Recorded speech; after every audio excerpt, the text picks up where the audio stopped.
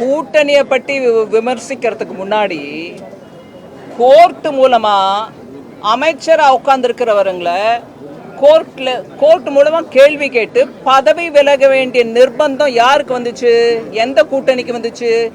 திமுக கூட்டணிக்கு வந்துச்சா இல்ல வேற யாருக்கா வந்துச்சா?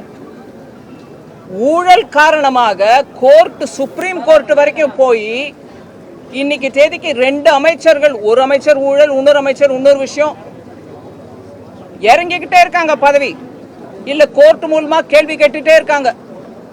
அப்பேற்பட்ட கூட்டணியை நடத்துற மாண்புமிகு அமைச்சர் முதலமைச்சர் அவர்கள் எங்க கூட்டணியை பத்தி பேசினா எனக்கு கொஞ்சம் என்ன புரியலைங்க. இது யாரை பத்தி பேசுறது?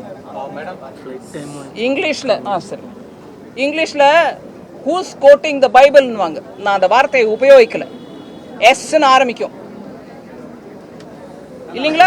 நம்ம எல்லாருக்கும் புரியும். அந்த மாதிரி இருக்குது வேற விவகாரம். உங்க கூட்டணியில ஆஃப் பண்ண வேண்டாம்ப்பா. நான் டிஎம்கே பத்தி சொல்றேன், வச்சுக்காங்க. உங்களுக்கு போனோம் செய்தி, உங்க தலையத்துக்கு போனோம். நீங்க கேமரா ஆஃப் பண்ணிட்டா உங்களுக்கு ஜாக்கிரதை. அவர் சொன்னார் பாருங்க, என்கொயரி நடந்துட்டு இருக்கு, எனக்கு ப்ரொடெக்ஷன் வேணும்னு. உங்களுக்கு ப்ரொடெக்ஷனுக்கோசம் நீங்க ஆஃப் பண்ணிடாதீங்க. மீதி சேனல் மூலமா எப்படியா இருந்தாலும் போகும். வைங்க, ஆன்ல வைங்க. அதனால ஊழல் கூட்டணிக்காரங்க எங்க கூட்டணியை பத்தி பேசினா எனக்கு சிரிப்பு வருது. சரிங்களா?